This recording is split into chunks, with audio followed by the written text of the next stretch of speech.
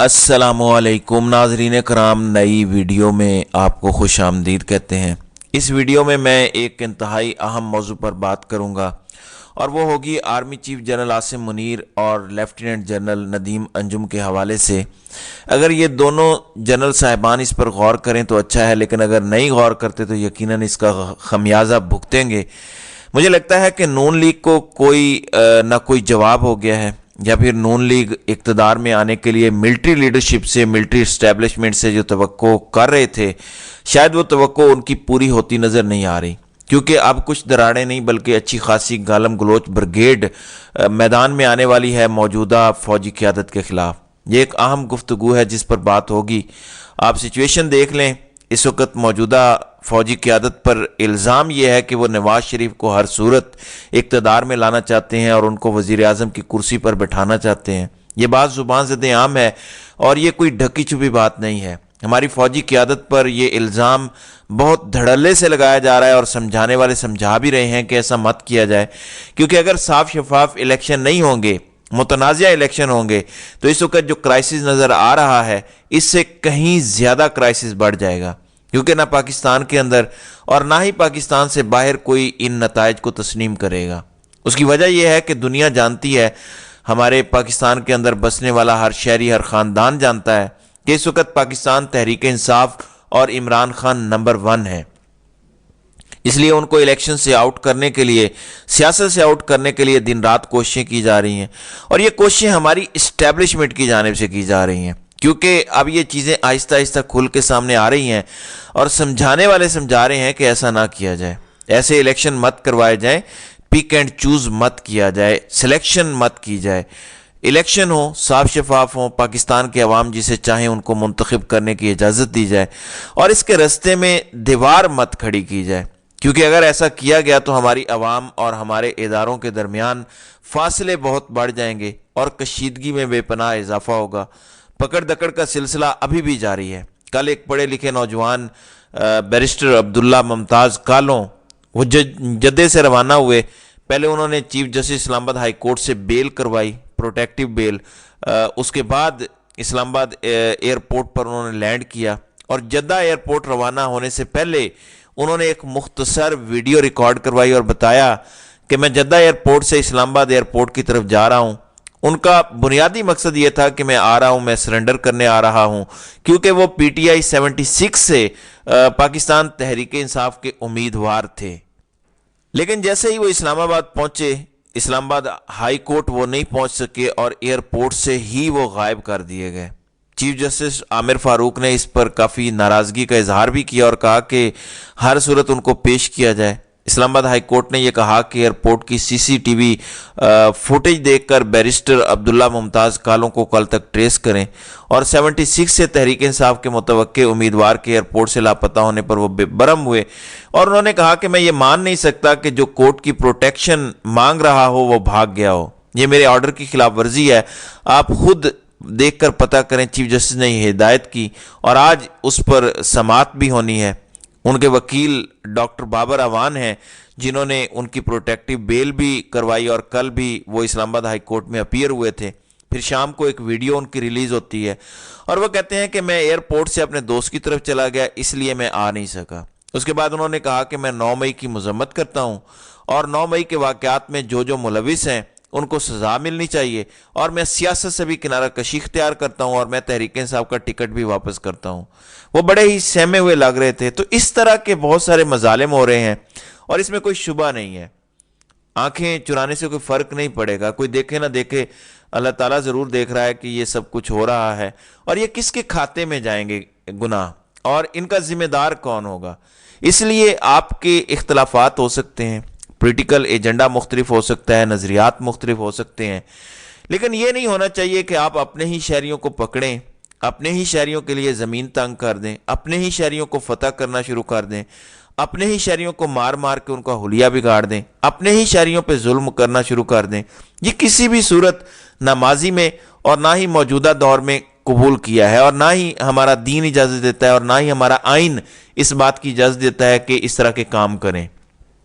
یہی وجہ ہے کہ بہت زیادہ رد عمل آ رہا ہے، بہت سارے لوگ مظالم برداشت کر رہے ہیں، جیلوں میں قید ہیں، اور یہ سارے کا سارا سسٹم فیسیلیٹیٹ کر رہا ہے نواز شریف صاحب کو۔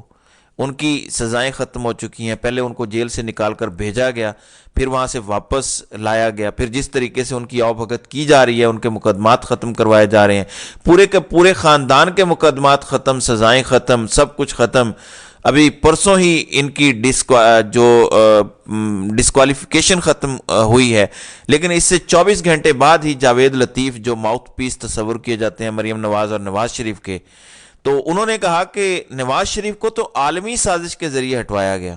جب کاشف عباسی نے پوچھا کہ عالمی سازش کس نے کی اور کون اس میں ملوث تھے اور پاکستان میں کون کون سے لوگ تھے، تو انہوں نے کہا کہ army chief general Qamar Javed Bajwa, general Raheel Sharif اور جنرل فیض حمید، ان تینوں نے یہ سازش کی، اور یہ بہت بڑا سنگین الزام ملٹری پہ لگایا گیا۔ عمران خان تو صرف سائفر کی بات کر رہے ہیں جو کہ باہر سے آیا، اور وہ ایک ریٹن پروف ہے کہ یہ سازش ہوئی، لیکن جاوید لطیف، اور جاوید لطیف کا مطلب ہے مریم نواز اور نواز شریف بول رہے ہیں، اور جب بھی یہ گفتگو کرنے آتے ہیں تو ان کو پتا ہوتا ہے کہ ان کو کیا ٹاسک ملا ہے اور انہوں نے کیا کہنا ہے۔ اب انہوں نے کل یہ سب کچھ کہہ دیا، اس پر کاشف عباسی بھی بہت حیران ہوئے۔ تو کہنے کا مطلب بہت سادہ سا ہے۔ اب جنرل راحیل شریف کو نواز شریف نے خود لگایا، نہ صرف راحیل شریف نے ڈان لیکس میں نواز شریف کو بیل آؤٹ کیا، بلکہ باجوہ صاحب نے بھی بیل آؤٹ کیا دونوں معاملات میں۔ پھر وہ دھرنا جو ڈاکٹر طاہر القادری اور عمران خان کا تھا، اس میں جنرل راحیل شریف سے ملاقات کی ڈاکٹر طاہر القادری اور عمران خان نے۔ اس میں راحیل شریف نے بڑے دو ٹوک انداز میں کہا تھا کہ ملک میں مارشل لاء کا کوئی امکان نہیں ہے، ماورائے آئین ہم کوئی کام نہیں کریں گے، جو آپ کے جائز مطالبات ہیں وہ ہم مان لیں گے، اس میں نہ ہی ہم فیڈرل گورنمنٹ کو گرائیں گے۔ البتہ طاہر القادری کا چونکہ مسئلہ تھا ماڈل ٹاؤن والا، جس میں 14 افراد شہید ہو گئے تھے، تو ان کے لیے انہوں نے کہا کہ شہباز شریف کا استعفیٰ آ سکتا ہے۔ یہ بات انہوں نے اس وقت کہی تھی، لیکن اس کے بعد بات چیت آگے نہیں بڑھ سکی۔ کہنے کا مطلب بڑا واضح ہے کہ راحیل شریف بھی اس وقت سپورٹ کر رہے تھے نواز شریف اور ان کی گورنمنٹ کو، کرنا بھی چاہیے تھا، اور وہ دھرنا کامیاب نہیں ہوا تھا کیونکہ دھرنے کے نتیجے میں حکومت کا تختہ نہیں الٹا تھا۔ پھر جنرل باجوہ کو آپ دیکھ لیں، جنرل باجوہ سے محمد زبیر کے ذریعے انہوں نے سارے معاملات طے کیے، اور آج جو بھی سچویشن نظر آ رہی ہے یہ اسی کا نتیجہ ہے، کیونکہ زبیر صاحب کے ذریعے معاملات طے ہوئے، یہ NRO ان کو دیا گیا اور تمام مقدمات ختم ہو گئے۔ اب ان کی ڈسکوالیفیکیشن بھی ختم ہو گئی، شہباز شریف، حمزہ شہباز، مریم نواز، نواز شریف سب ڈرائی کلین ہو چکے ہیں، اور اب وہ الیکشن کے لیے کوالیفائی بھی کر چکے ہیں۔